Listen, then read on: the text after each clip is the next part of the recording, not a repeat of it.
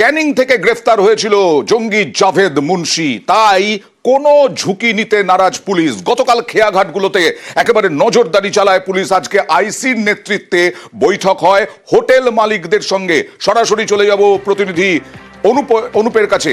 অনুপ, কোন রকম আশঙ্কা করছে পুলিশ যে হোটেলে আশ্রয় নিতে পারে, হোটেলে এসে উঠতে পারে অনুপ্রবেশকারীরা বা সন্দেহভাজন জঙ্গিরা?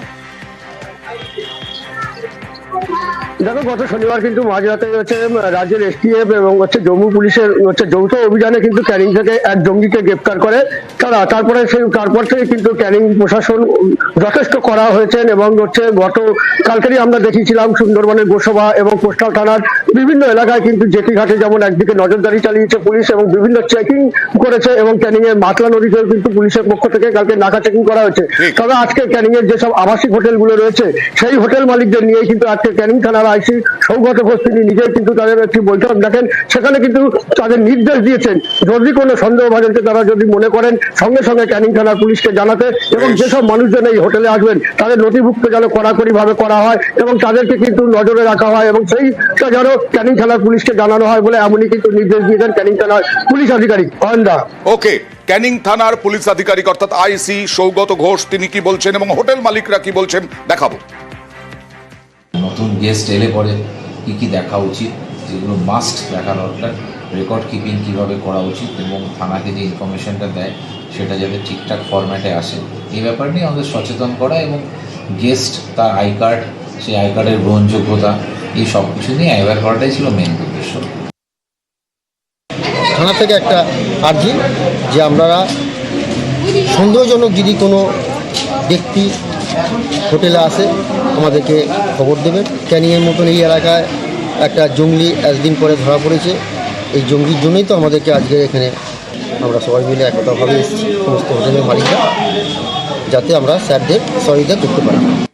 এ তো গেল এ দেশে অশান্তি করার ছক। আর বাংলাদেশে কি হচ্ছে? বাংলাদেশে দেখুন সচিবালয়ে ভয়াবহ আগুন ধরে গেল। এই পরিস্থিতিতে ভয়াবহ আগুন, আর সেই কারণেই বিভিন্ন প্রশ্ন উঠতে শুরু করেছে। এটা কি নিছকই দুর্ঘটনা নাকি নাশকতা? আগুন নেভাতে সেনা, পুলিশ, বিজিবি, র্যাব 5 ঘন্টা পর আগুন নিয়ন্ত্রণে। 4টি তলায় থাকা একাধিক মন্ত্রকের নথি নষ্ট। আগুন নেভাতে গিয়ে দুর্ঘটনায় মৃত এক দমকল কর্মী। অন্তর্ঘাত, নাশকতা না দুর্ঘটনা খতিয়ে দেখতে তদন্তের নির্দেশ। বাংলাদেশের স্বরাষ্ট্র উপদেষ্টা তিনি কি বললেন দেখুন। এটার ব্যাপারে আমরা একটা তদন্ত কমিটি গঠন করে দিচ্ছি। ক্যাবিনেট সেক্রেটারি অলরেডি ইনস্ট্রাকশন দেওয়া হয়েছে, হোম সেক্রেটারি অলরেডি ইনস্ট্রাকশন দেওয়া হয়েছে একটা তদন্ত কমিটি, হাই পাওয়ার একটা তদন্ত কমিটি করে দেওয়ার জন্য। এটা ইনভেস্টিগেশনের আগে আমি তো বলতে পারবো না, ইনভেস্টিগেশনের পরে আপনাদের আমরা জানাবো।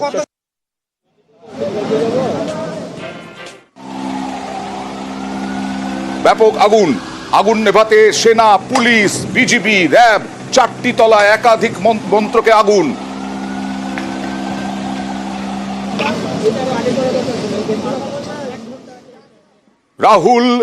রুহুল রিজভী তিনি হচ্ছেন বিএনপি নেতা। বারবার ফাঁকা বুলি, আবারও ফাঁকা বুলি রুহুল রিজভীর। তিনি বললেন হিংসা, হানাহানি, ধামাচাপা দিয়ে রাহুল রিজভীর বক্তব্য যে হাসিনাকে আশ্রয় দিয়ে বিরাট অপরাধ করেছে ভারত এবং তার সঙ্গে হুমকি হুঁশিয়ারি দেখুন। একটি দেশ তাকে আশ্রয় দিয়েছে, সেই দেশটি গণতান্ত্রিক দেশ, কিন্তু আপনি যখন সব জেনে শুনে শেখ হাসিনাকে আশ্রয় দিচ্ছেন এবং আপনার সেখানকার কিছু রাজনৈতিক দল এবং মিডিয়া বাংলাদেশের বিরুদ্ধে ভয়ঙ্কর রকমের অপপ্রচার দিচ্ছেন যে বাংলাদেশের সংখ্যালঘুদের উপর অত্যাচার হচ্ছে, বাংলাদেশের পরিস্থিতি খারাপ, বাংলাদেশে মানুষের কোনো নিরাপত্তা নেই, কিন্তু এরই মধ্যে ভিসা রেস্ট্রিকশন করেছে, ভারতে যেতে না দেওয়ার বহু পদক্ষেপ নিয়েছে। এটাই বোঝা যায় যে আপনারা হাসিনার মাধ্যমে বাংলাদেশে একটা কলোনি করার, উপনিবেশ করার আপনারা প্রচেষ্টা চালিয়েছেন। এমনকি প্রধানমন্ত্রী নরেন্দ্র মোদীকে আক্রমণ জামাত নেতার। প্রধানমন্ত্রী নরেন্দ্র মোদী বিজয় দিবসে এক্স হ্যান্ডেলে পোস্ট করেছিলেন, তা নিয়েও এবার হুঙ্কার হুঁশিয়ারি ওই জামাত নেতার দেখুন। মোদী সাহেব কি বললো যে 16 ডিসেম্বর ভারতের বিজয় দিবস। তিনি একটা টুইট করলেন, সেই টুইটের 6টি লাইনের মধ্যে বাংলাদেশের একটা শব্দ তিনি উচ্চারণ করেন না। আপনার স্বাধীনতার চেতনা কোথায়? এই দেশে যে সমস্ত বুদ্ধিজীবীরা ওই চেতনার কথা বলেন, তারা একটু বর্জন করলেন না কেন? আপনারা চুপ কেন? তো আমরা কি পিন্ডির হাত থেকে মুক্তি পেয়েছিলাম দিল্লির হাতে বন্দী হওয়ার জন্য? আরে শফিকুর রহমান তিনি আবার ফাঁকা বুলি, ক্ষমতা আছে কি নেই সে নিয়েই সন্দেহ, এদিকে ফাঁকা বুলি দিয়েই যাচ্ছেন সম্মানের পাঠ শেখানোর চেষ্টা ভারতকে। ভারতের প্রতি আমাদের অনুরোধ, আমাদের স্পষ্ট বার্তা, আপনাদেরকে প্রতিবেশী হিসেবে সম্মান করি, আপনারাও আমাদেরকে সম্মান করতে শিখুন। ভারত থেকে চোখ রাঙাই আর বাংলাদেশ শাসনের চিন্তা করবেন না। বাংলাদেশের মানুষ এখন চোখে চোখ রেখে কথা বলার সাহস সঞ্চয় করেছে। এদেশের মানুষ মুখ খুলে দিয়ে ডানা মেলে দিয়ে বলতে পারে গুলি কর, সেই দেশের মানুষকে আর ভয় দেখাবেন না। আমরা কারো আভ্যন্তরীণ ব্যাপারে হস্তক্ষেপ করা পছন্দ করি না, আমাদের ব্যাপারেও কেউ হস্তক্ষেপ করুক তাও আমরা চাই না। একটা জাতিকে যদি দমায়ে রাখতে হয়, ধ্বংস করতে হয়, পদাবনত করতে হয়, তাহলে সেই জাতিকে ভেঙে টুকরা টুকরা করতে হয়। সেই কাজে আওয়ামী লীগকে দিয়ে করিয়েছে অন্যরা। কিছুক্ষণ আগে রুহুল রিজভী বলছিলেন না বিএনপি নেতা, মানুষ ভালো নেই, অপপ্রচার চালাচ্ছে এখানকার মিডিয়া, এ দেশ সংখ্যালঘুদের ওপরে বারবার নির্যাতনের অভিযোগ উঠেছে। এটা দেখুন, প্রায় 15 থেকে 17টা সংখ্যালঘু বাড়িতে আগুন লাগিয়ে দেওয়ার অভিযোগ। কোন রকমে প্রাণে বেঁচে গেছেন সংখ্যালঘুরা। এটা হচ্ছে বন্দরবন এলাকা, পরপর বাড়িতে আগুনের অভিযোগ।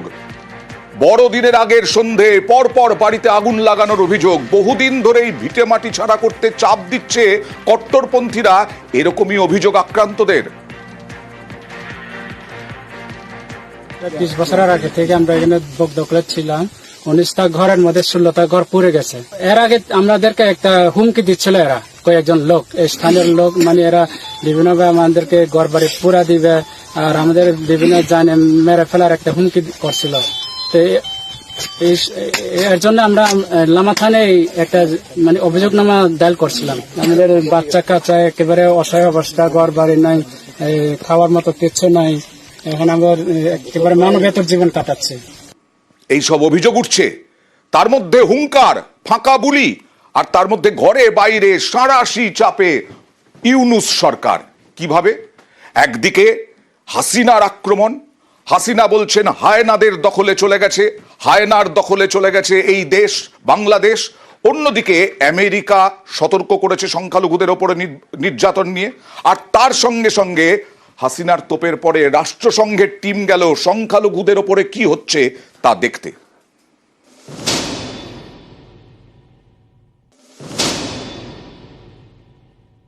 আজকে এমন একটা অবস্থায় পড়ে গেছে যেখানে বাংলাদেশটা মনে হয় যেন হায়নাদের দখলে চলে গেছে। পদ্মা পাড়ে হিংসার হানাহানি, বারবার আক্রান্ত সংখ্যালঘুরা, এতে ঘরে বাইরে চাপে ইউনূস সরকার। তদারকি সরকারকে ফের তুলোধনা শেখ হাসিনার। আমেরিকার পেনসিলভেনিয়ায় আওয়ামী লীগের অনুষ্ঠান থেকে মুজিব কন্যার সুর সপ্তমে। আজকে এমন একটা অবস্থায় পড়ে গেছে যেখানে বাংলাদেশটা মনে হয় যেন হায়নাদের দখলে চলে গেছে। দেশের মানুষের জীবনের নিরাপত্তা নাই, শান্তি নাই, পেটে খাবার নাই, সেই ধরনের একটা পরিস্থিতিতে মানুষকে জীবন কাটাতে হচ্ছে। এই অবস্থা থেকে দেশকে মুক্ত করতে হবে। আমরা যে বিশেষ করে আওয়ামী লীগ ক্ষমতার মধ্যে বাংলাদেশের মানুষের যে সার্বিক অর্থসামাজিক উন্নতি আমরা করেছিলাম, এটা সবই ধ্বংস করে দিচ্ছে। আবার যেন বাংলাদেশ এখন ভিক্ষুকা জাতিতে পরিণত হোক, সেই চক্রান্তটা এই করছে। অগস্টে বাংলাদেশে পালাবদল, তারপর থেকে অশান্ত পদ্মা পার। ইউনূস জমানায় বারবার প্রশ্নের মুখে বাংলাদেশের সংখ্যালঘুদের নিরাপত্তা এবং মানবাধিকার। এ নিয়ে সোমবার কড়া বার্তা দেয় আমেরিকা। হোয়াইট হাউস থেকে ফোন যায় ঢাকায়।